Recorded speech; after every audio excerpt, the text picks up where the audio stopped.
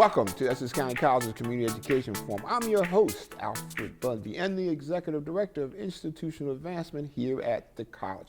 Our very special guest today is a Grammy-nominated, Golden Globe-nominated musician and award-winning record producer. But he started his educational training right here at Essex County College. We're absolutely delighted to have musician extraordinary, world producer, from classes of hanging out here in 1989, 1990, but he's back. Please welcome Jerry Wonda Duplessis. Thank you. I'm so happy to be back home. Yeah, well, Jerry, and I like how you put that. You know, Jerry, a lot of people would not know the connection, you know, and so if you would just briefly tell us a little bit about maybe a memory too, you had to walk in these halls, and also, you know, how you kind of got here. Well, straight up, after I wanted to be at Essex County because I heard there was a music program, and at the time I was like, where do I go? And it was my family, my brother was like, well, why don't you just go to Essex County, at least go for a year or two? And I came here, I love it. I love the whole, a lot of change. But around that time, it was smaller. But the vibe, the energy still, I walk in this place, I still feel the same energy, which is good. Talk to me, you told me just before we started, even your daughter who's now going to law school, tell me that she actually came here. Yes, my daughter actually at Rutgers now. She came into Essex County. She said, I want to follow what you did, Dad. And I was like, really? She said, yes. And she did 2 years. And then she's at Rutgers right now, graduating next year. And she's going straight to law school. That's what she wanted. That's just so awesome. Yeah. There's this type of, there's a legacy going on here. We like that. To take you back to musical roots, your musical roots. People may not know, but you are actually the musical director of one of the great groups of all time, the Fugees. Talk to me about that, your connection to the Fugees, and well, listen, y'all made such a great mark in this entertainment world. Talk to us about it. Well, very fast. Wyclef Jean is my cousin. His mom and my dad's are brothers and sisters. And my dad bought a house. We changed put it this way, we bring the whole Essex County to our basement, you know, to East Orange. So we built a studio called Booger Basement, and that's where Miss Hill and Praz, everybody basically live in that basement, in that house. Then we end up producing the Killing Me Softly, Ready or Not, that whole album, except maybe one song. Everything was done in a basement, not big equipment, not a lot of money. You know, just to tell you, you know, it's all about this, how to use it, and the mind and the talent, the energy we put to that album. And you know, I had the great pleasure of seeing them perform both together and separately, just great entertainers. And most of them also come out of the Newark school system. Matter of fact, I remember Wayne Slappy, he was one of your road guys. He actually was a teacher of some of them. He joined the group and started taking you guys around the world. Well, last I saw Wayne, he was in California. But just glad to hear that. But you know, you expanded beyond just the Fugees. You've gone on and doing award-winning work, and I just heard the name we were just talking about, who I would just be overjoyed just to even meet.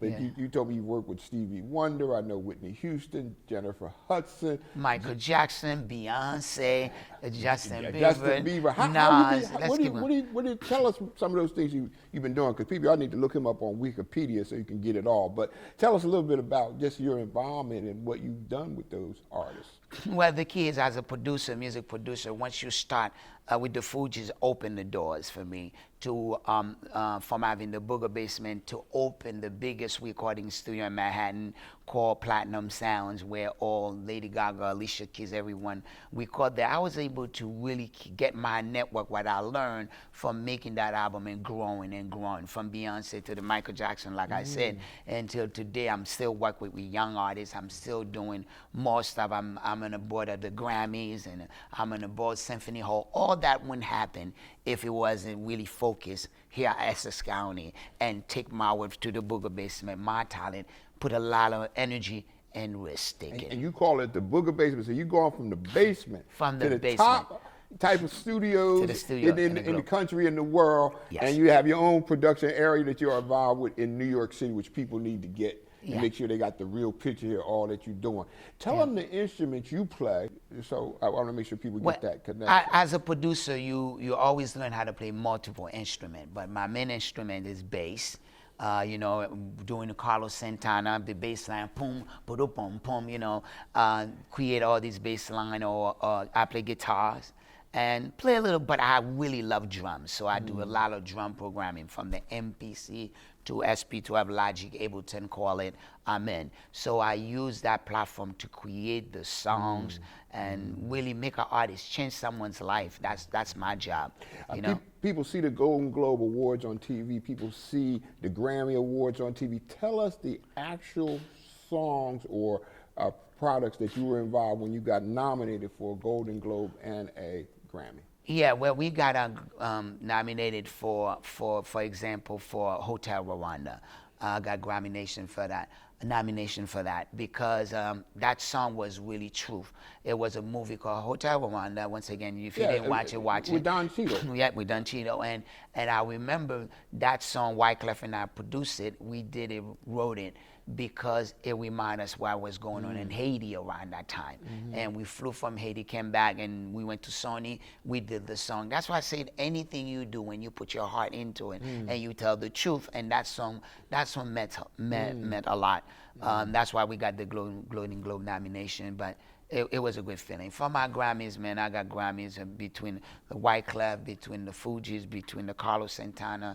How many Grammy nominations? I got about 16 nominations, and then I think I got 3. I won 3. And it's never for the Grammys for me.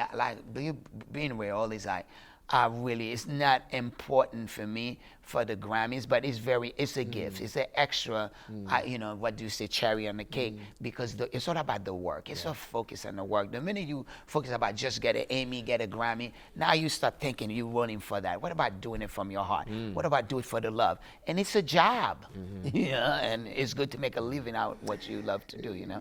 You and I both are involved with Newark Symphony Hall. We both serve on the board. Yes, sir. Briefly give us why it's important for you to be on that board and what you're sharing with Newark Symphony Hall. Once again, big shout out to Raz Baraka, the mayor that's doing such a wonderful work in Newark. Newark is my heart. It doesn't matter. I'm always gonna be in Newark.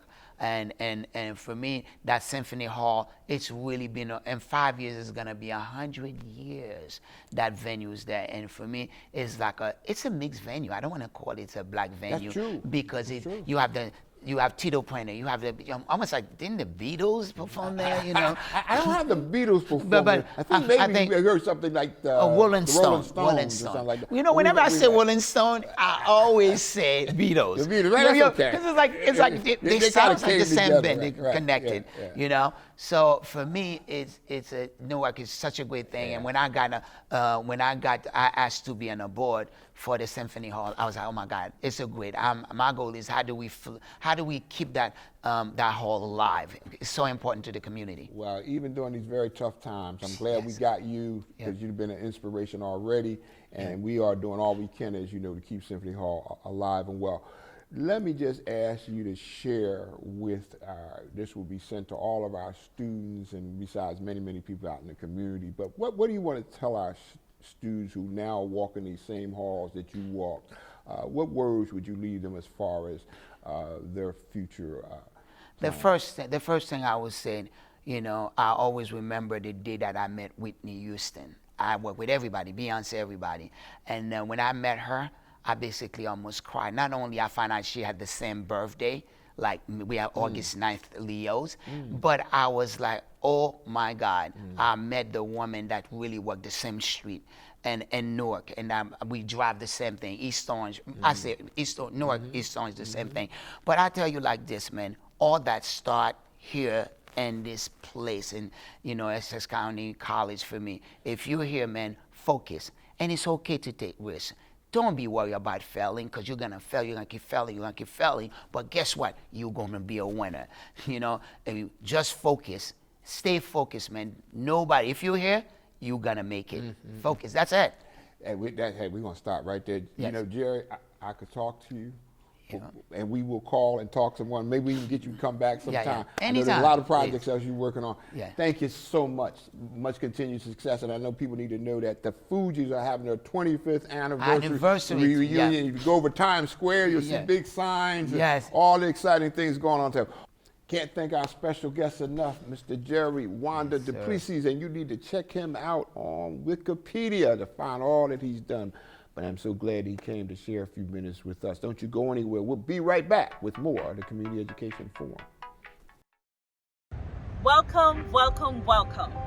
Hi, I am Diane Watson, a social science major at Essex County College. For fast, accurate information on registering for classes at Essex County College, walk up today to our Fast Track Welcome Center, conveniently located on the second floor by the main college entrance. You will be met with one of our courteous staff members ready to answer any questions on registering and enrolling at Essex County College. The Welcome Center is open from 9 a.m. to 4 p.m. Monday through Friday. You can also call the Welcome Center at 973-877-4477 and speak to one of our representatives. In this COVID-19 pandemic, Essex County College follows all CDC health and safety guidelines. So, wear a mask when you come on campus.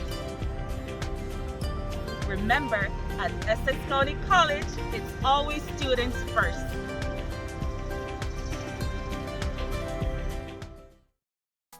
Welcome back to the Essex County College Community Education Forum. I'm your host, Alfred Bundy.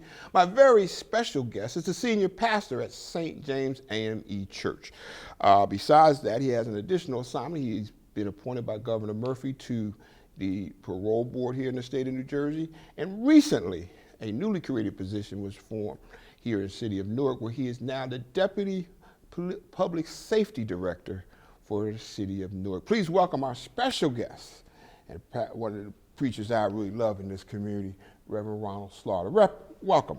Well, thank you, Mr. Bundy. It's my pleasure and privilege to be here with you this afternoon. You always have one of them great voices. I don't care what you say, it's how you can really preach. Oh, man. Thank God for the gift of voice. How long have you been at St. James? And tell us a little bit about the ministries at St. James. Well, I've been at St. James 10 years now. In June, I began my 11th year. Seems like yesterday. I guess that's what really happens when you're having fun. It's been probably the singular most refreshing and kindest thing to ever happen besides my family, my children, and my wife, is being assigned as the pastor of St. James. I really believe the people there are the greatest people on the earth, and it's been a joy working with them. We've been having so much fun.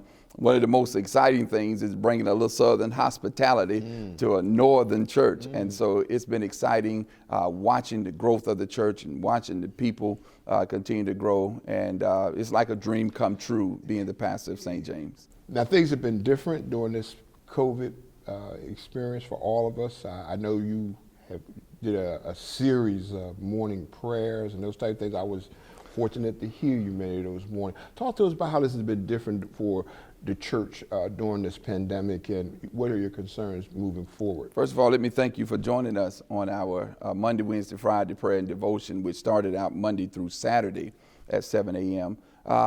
This pandemic has caused all churches to make a major adjustment, not just churches, but institutions and companies and corporations. We've gone to this virtual world now. Pretty much like the setup you have here at Essex County College. This is what Sunday mornings now look like. This is what Bible study now looks like.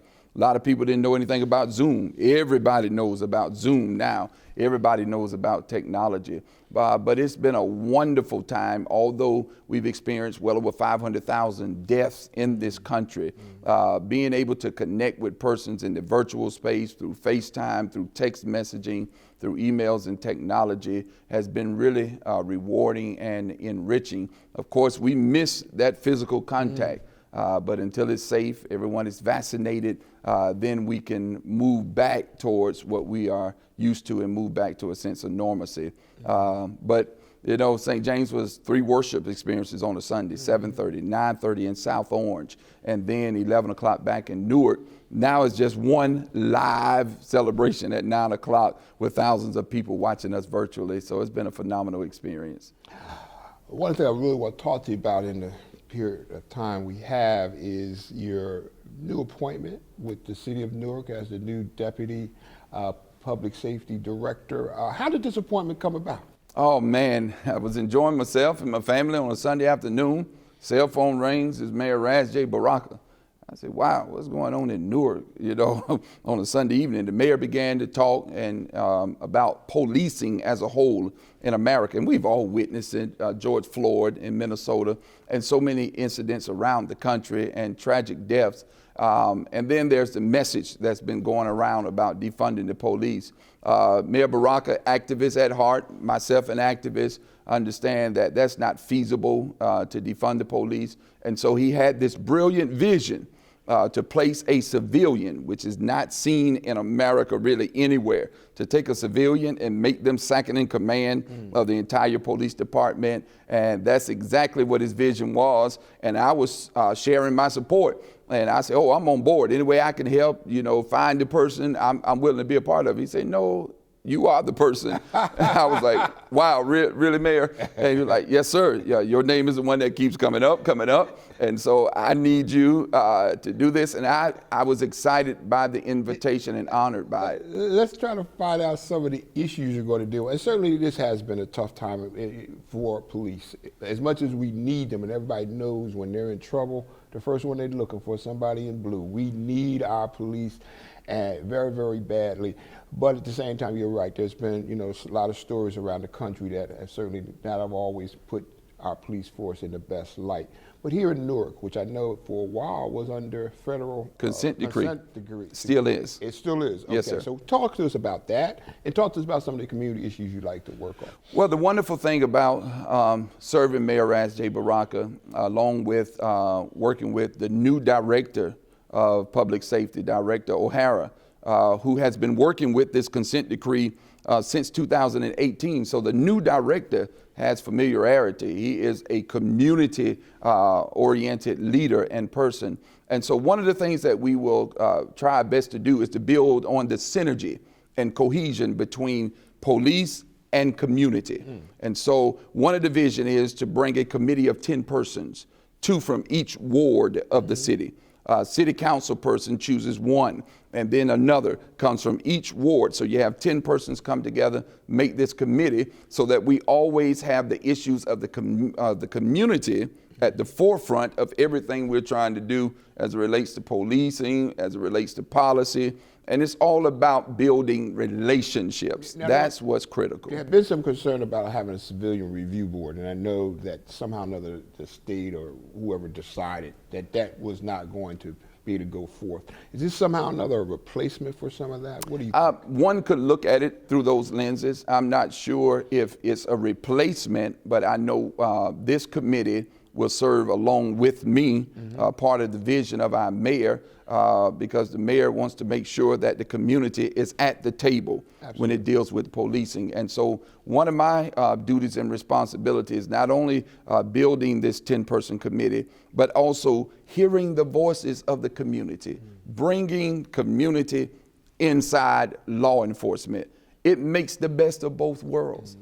Both worlds. I mean, both worlds. What's your long-term goals look like for this assignment? Long-term goals is to make policing easier. We want to make sure that our law enforcement and our police officers understand that the creation of this position is to make their job easier. But it's also like any relationship, parental, it could be relationship, domestic. There is accountability. There is trust that has to be built. And so we're trying, my responsibility is to put some legs and some hands and some feet on the word trust and make trust not just a punchline, but a real life instance where people in the community, when law enforcement is enforcing laws, is not so much afraid of law enforcement because the relationship has been built and there is trust and there's synergy and cohesion there. And so the community becomes a part of the law enforcement agency. Rev Slaughter, we're almost out of time. Just quickly try to share with you, need more social services assistance with our police? Is there a space for that type of thing? There's been some, people raising that issue. Absolutely. Everywhere. What this pandemic has revealed is that people are in need. People are not just in need of social services programs, but in need of psychological programs, mental health programs, physical programs. And so one of my responsibilities is to make sure that our law enforcement has all the tools that they need in order to serve the community that they have taken an oath to serve. And I want to make sure they have all the necessary tools, whether it be social services, whether it be mental health, whether it be physical health. I want to make sure they have all of those tools. I know you have taken the vaccine already. I was lucky enough to just get my first shot, but my second one shot. I was trying to encourage people of color. What do you want to say just very quickly about telling our folks they need to get that vaccination? I want our people to trust the science, man. I've taken both. I'm still here. I'm trying to lose weight. It's a struggle. So it has not affected my eating. My weight has not affected my psyche. It has not affected my physical. My physician is a Nigerian from Dr. Ogunkoya. So it has not affected me in any way, but it has also insulated and protected me from this COVID-19, which we all have to be vaccinated if we want to get back to normalcy. We got to go. We know you're one of the big supporters, community leaders around Essex County College. Why is this college important? Well, this college is essential because it is the birthplace for so many when it comes to education. You know, education, I think Malcolm said, is the passport to wherever you want to go. Amen. And so this becomes that place where people can emanate and they can go on to be lawyers and doctors. They can go on to be politicians. Essex County College is the place that can happen. Oh, thank you so much. We got to go. I want to thank our very special guest, Rev Ronald Slaughter, for joining us. Right now, let's check out our Essex County College Alumni Corner and meet Mr. Jose Medina Pardo. He was a valedictorian of the class of 2006, and he was the college's first recipient of the prestigious Jack Kent Cooke Scholarship. He is an engineering manager at a very large engineering firm. Check him out. Essex County College made a difference in his life, and he's now making a positive difference in the world.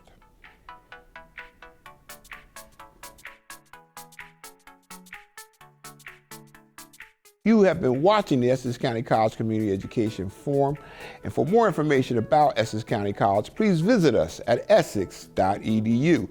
And to check out more of our shows on the Community Education Forum programs, check us out on YouTube and on Facebook. I'm your host, Alfred Bundy. We will see you next time.